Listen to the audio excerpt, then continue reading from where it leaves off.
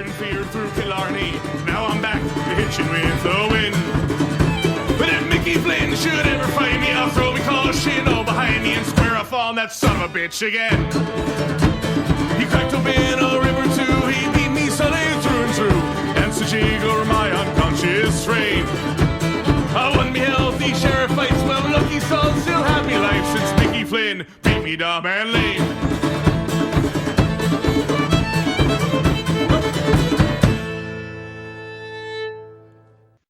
What is going on, everybody, and welcome to a new edition of the Chasing the Pennant podcast. I am here. I am your host for today. I am Sean New, and I am joined by Joe Borek. Joe, how are you doing, bud? Doing well. Always ready to talk some baseball, especially in the off season. Unfortunately, probably be talking about more things other teams did, but hopefully we'll get there at some point. We're making more moves. Definitely a little bit disappointing. The last week of Phillies news. I'm excited to talk about it. This is my first podcast with a brand new microphone, so hopefully you can hear a difference. I've been using, not only do we use Skype for these podcasts, but I've been using Apple headphones, not even AirPods, just headphones that have once been through the wash. So hopefully my voice sounds a lot better. I spent a decent amount on this mic. It's hooked up to my table. I'm excited. I'm excited to listen back to this. But back to the topic at hand, the Phillies. It's the off season. There's a lot going on, and what's already been somewhat disappointing of a season, of a year for the Phillies, really has become a lot worse in the last week. The Mets made a big splash last week. They signed Francisco Lindor. No, not signed. Oh my God, they traded for Francisco Lindor and Carlos Carrasco from the Indians. We'll get into the details, but Joe, what was your initial reaction when this trade went down? That, for one, the David Wright effect for me is going to come into full effect again, where there's some guys that I just never hated, even on Rivals, where Francisco Lindor is just someone I can't hate, and Cookie I 110%.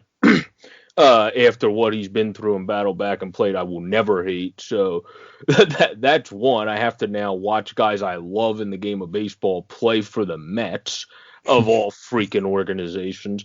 But I was surprised by the deal. I think the Indians are really banking on them being able to turn around, Ahmed Rosario in terms of a hitter. We know he's an elite potential fielding shortstop that started off good hitting in his career and then tampered off.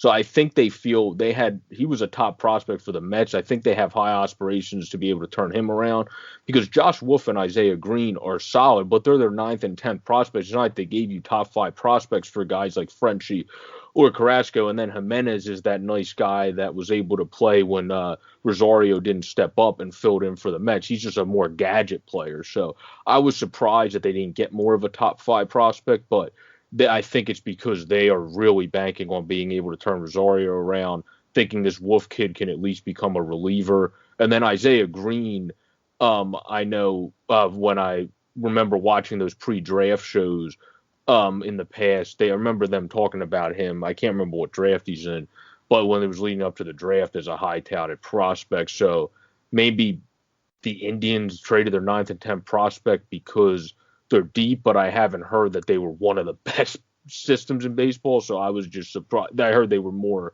one of the B-plus systems. So I was still surprised it was like a 9-10. I would think that would be more out of like a Royal system where it's like stacked if you were going to trade your 9-10. Right. And one thing I will say, in a little bit of a disagreement on that, Isaiah Green and Josh Wolf were kind of the additions to this, and like you said, they were the 9 and 10. The entire trade, by the way, is Francisco Lindor and Carlos Carrasco for shortstops Andres Jimenez, shortstop Ahmed Rosario, Isaiah Green, outfielder, and right-handed pitcher Josh Wolf.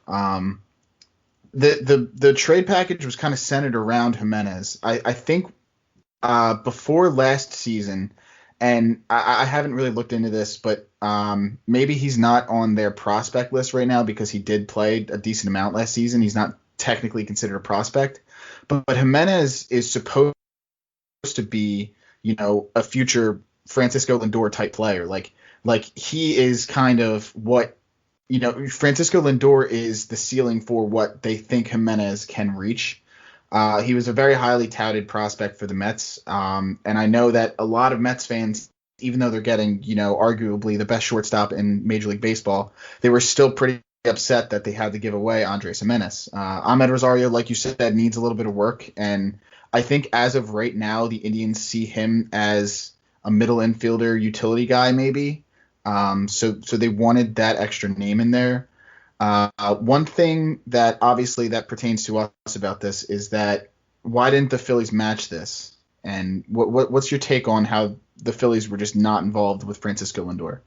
Yeah, I think for me, I guess they just didn't feel they had the guys too much because the reason I said he's a gadget player is I should have been more thorough about that. I meant more when last year, that's all he showed to be. But yeah, you're right. He has been touted for his great glove, first and foremost, but also the ability to kind of be that contact, whack it around, and slap hits type guy. So yeah, I could see him developing into a solid hitter. I just feel you're still banking on a guy like Rosario, who's a proven MLB talent, to pan out, because it's not like the Indians have a full locked-in infield around the house either. So I think you might want Rosario to potentially play second, maybe some second for you while you have Jimenez play short, and then the other two likely will not make the team as of yet. But I feel like the Phillies, their farm system is so downtrodden other than like their top three that really their 9-10 and Isaiah Green and Josh Wolf would probably be in our top five or darn near close to it if they were in our farm system, because our farm system still isn't deep. We have prospects that we like from following through the minors because we think they're little scrappy, underrated guys that might become something, but it's not toutedly talked about guys. And Jimenez with the potential he has, Rosario with I think the potential he has with the right hitting coach to turn him around, with now getting 9 and 10 guys, that would balance out more over time if that all falls into place for the Indians. I feel the Phillies felt, unless if they traded like a Mick Abel or somebody like that, or like gave them a Stott and a Kingery in the same deal, if you wanted to like do that along with giving up one of your pitchers, they probably wouldn't have felt they could have maybe matched it, just because of how our top prospect, our system's not as deep. So it's a little skewed after our top three, where everyone really would sit in other more laid out and really latent systems. So. Right. And that was how I kind of looked at it. I at first glance, it looks like the Mets kind of robbed the Indians, and in a sense they kind of did, because they really didn't give up a ton for him. You're thinking about the best shortstop in the game, and we're completely kind of ignoring the value in Carlos Carrasco, who is a middle to late end of the rotation pitcher.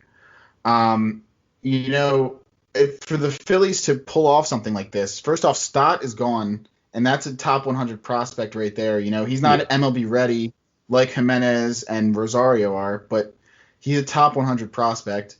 And then, you got to give up way more than that. My initial reaction was that's Stott, that's Kingery, and that's probably somebody like either a Mick Abel or Morales type player in our system, where like you can't afford to give all that up for Lindor. And on top of that, you have to extend him, which, I mean, as Phillies fans, we can all agree, if you got Lindor, give him Harper's contract. Who cares? Lindor's a superstar. But our front office was not going to do that. We're not like the Padres, who are ready to give out multiple 300 million plus contracts. John Middleton, and we've made it 8 minutes and 50 seconds before bringing up Middleton's name, but he's just not willing to dish out money right now. So the Padres are also willing to be savvy with their prospects, because they haven't traded anybody that they think is going to be part of their core. That they like a lot of the guys they traded, but the guys that they've always been touting, like the Mackenzie Gores of the world, being part of their future core, they've still been able to hang on to. So I think they've been smart in the way they've done this, where the Phillies don't have a deep system. The Padres have an A plus, even now probably an A after those trades. Prospect pool, that's how deep theirs were. Like I said, the Indians is a B plus, the Phillies is a B minus probably at best, and that's just because of how good their top heavy guys are and how disgusting Mick Abel has looked since we drafted him in every highlight film they show of the kid. So.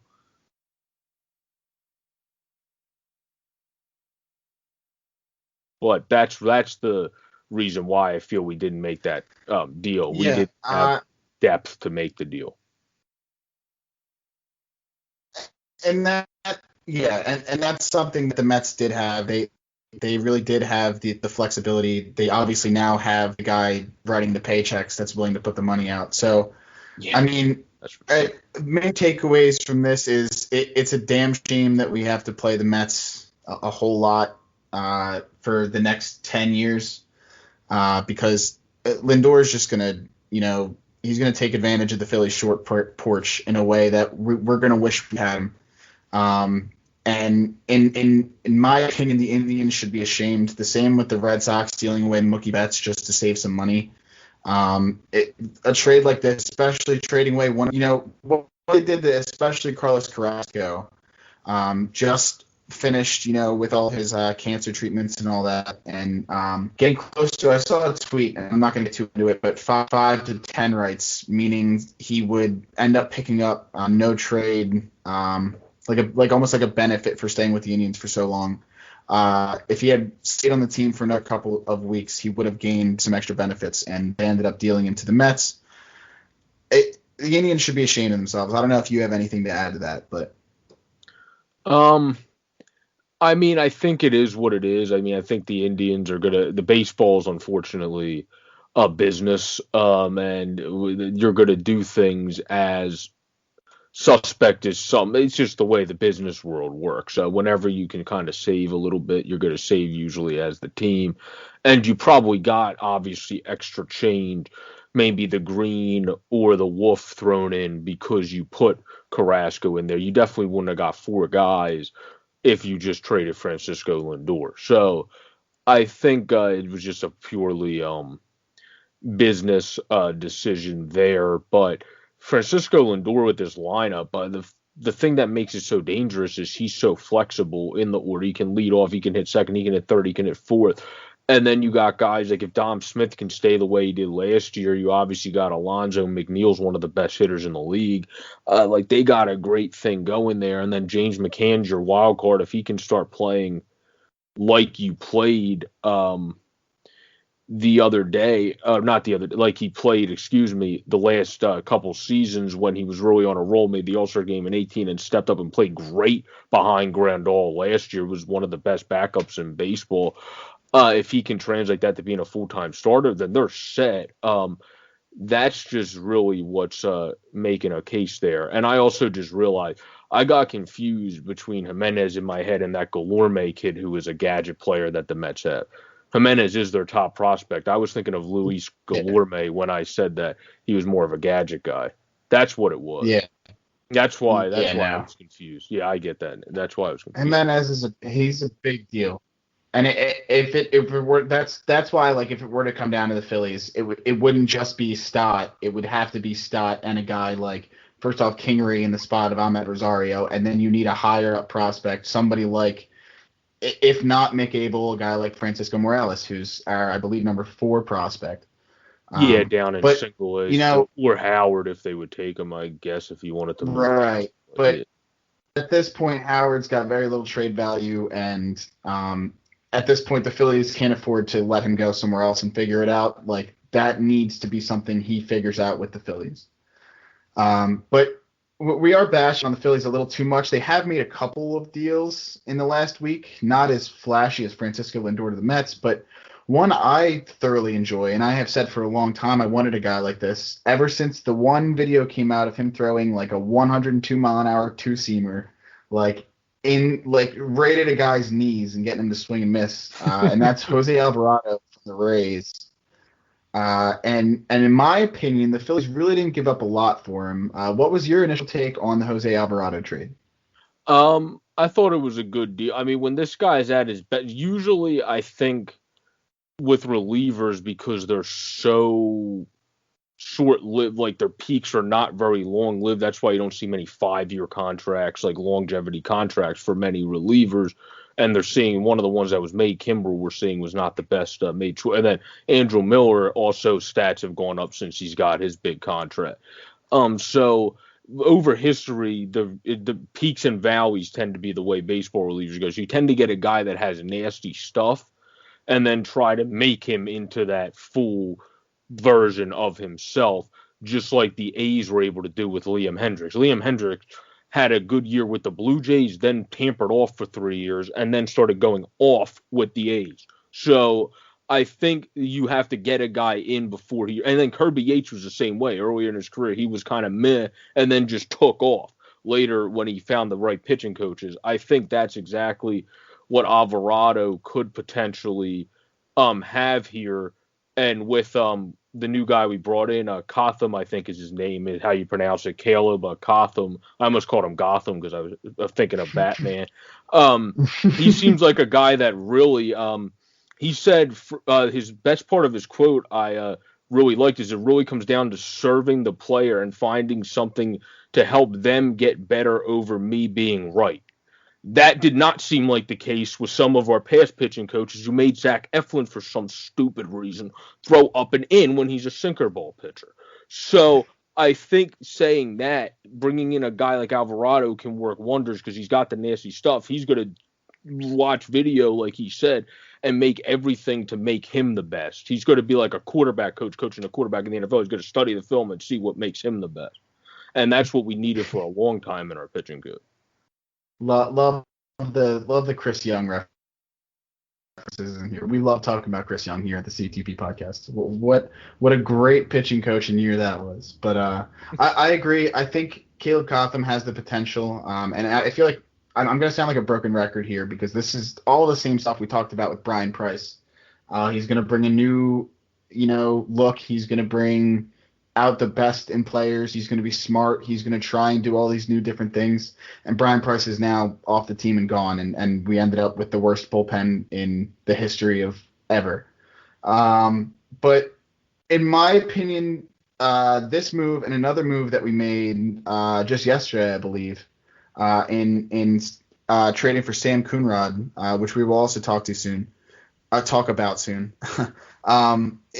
These are like buy low players in the bullpen. These are guys that struggled in a shortened 2020 season where, the shorter season didn't really help their, stats. It didn't help them even out what was already kind of a bad year. We're picking at these guys, and I'll say this about Dave Dombrowski. It's a lot better than going after guys who played last year, like signing them to minor league deals and kind of hoping one of them breaks out or pans out. And if not, you're kind of just relying on the guys that were here last year or going through trades at the middle of the season or hoping that, one or two prospects step up. You can't go in with that. You kind of have to have a set 8-man bullpen, even if it's guys like Alvarado and like Sam Coonrod who are going to be like they have the major league experience and that they can be somewhat relied on. I think it's going to make a big difference this year. And with what we're giving up for them, which really isn't a lot, it's guys that have the potential to become the guys that we're trading for. I'm actually kind of happy about what Dombrowski's doing with these moves. Yeah, I think Coonrod's a guy that has really good stuff again. He just needs to really bring it to the major league level, if that makes sense. No, I said I think Coonrod's got the stuff. He's only been up for 2 years because he was a late guy to come up.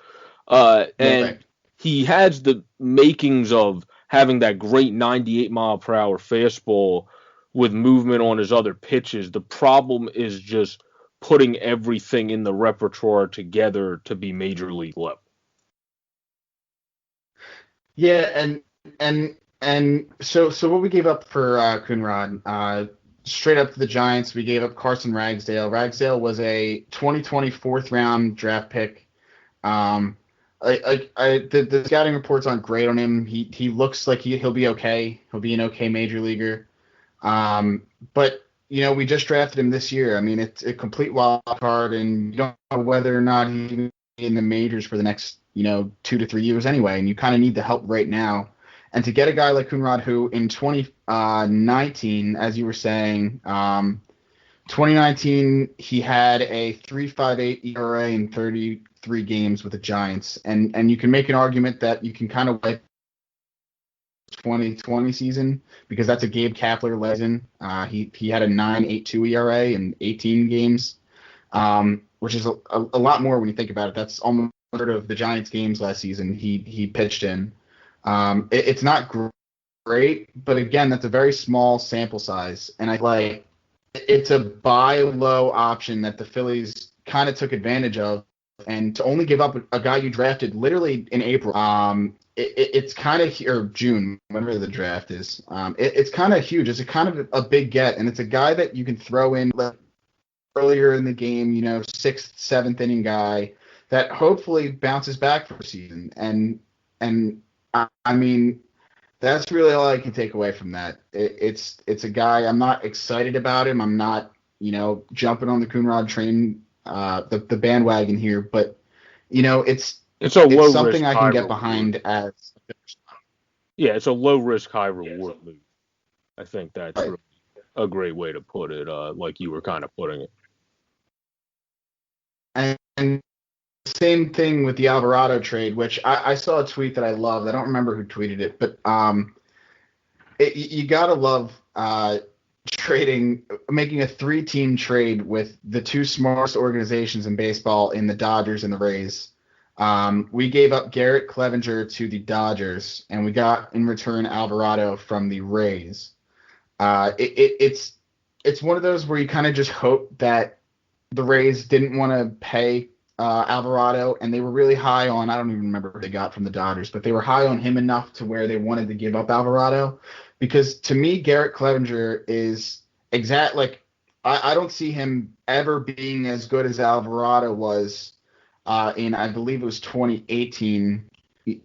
2018, he had a 2.39 ERA in 70 games for the Rays.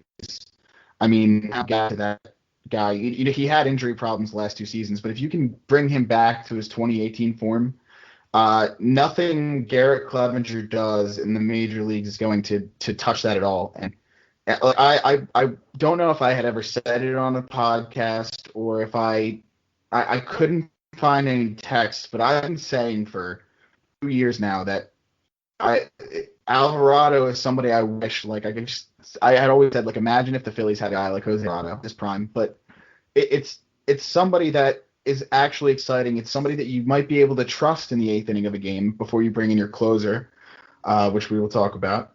And that, unlike the trade with the Giants, it's something I can get behind it, and I'm excited about. And I think that Dave Dombrowski kind of hit a huge spot on this trade. Yeah, it's all trades that you're giving the guys chances to really come into their own with your new pitching coach and system that you're trying to bring in here. And I think it's good chances to take because you're not giving up much, like you said. And when you're giving up little for guys that you can develop, no one's going to really be mad in the end unless, of course, in Ragdale 4 years from now is all of a sudden a closer. So, it's the only time I can see people being annoyed by these types of moves. But other than that, I don't. Knowing the Phillies' track record does not seem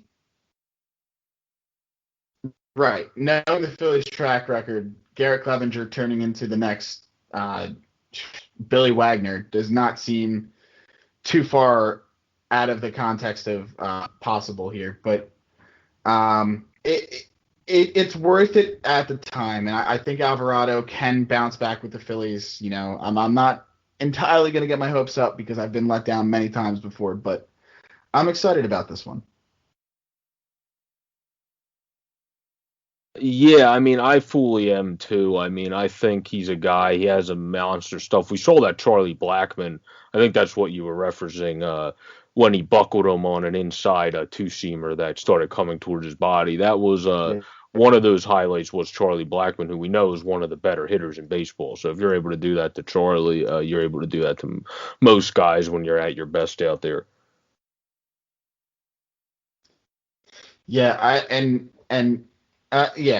just hope that, a guy like Caleb Cotham, like I said, we were all excited about Brian Price and he's already out the door, but I think a younger voice, I think a younger voice is something that it'll help. It'll help, especially the younger guys that we have coming up through the system.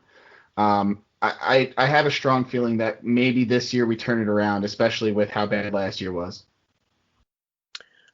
Yeah, I mean, you're going to probably see some progression, hopefully, with the team. Obviously, that's what you want to see as each year's kind of come and go by. You don't want to just see your team stay the same. And I think the guys you need to see that from that you referenced big time is Scott Kingery, because last year he had one of the worst bouts of COVID before the season. So having that short sprint season, I will excuse it a bit because, I mean, he's coming back from one of the worst. Another guy that I believe had COVID that struggled last year was Garrett Hampson of the Rockies, who they're high on at second base up there, one of the fastest guys in the league along with Story. So I think those guys kind of get excuse me seasons because they had really a bad level of the COVID where it affected them to the level of running the bases, they kind of said during the season. So I feel like that kind of has to affect you at the dish too. But this is the year that Scott Kingery really needs to show what he's made of, in my opinion.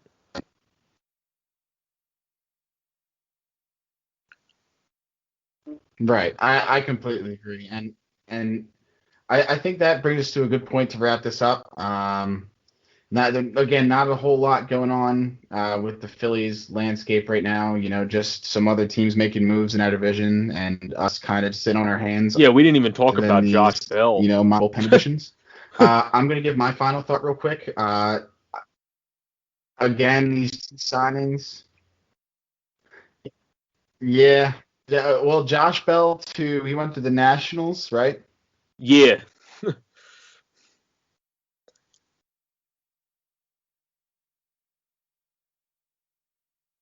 Josh Bell went to the Nationals? Yeah.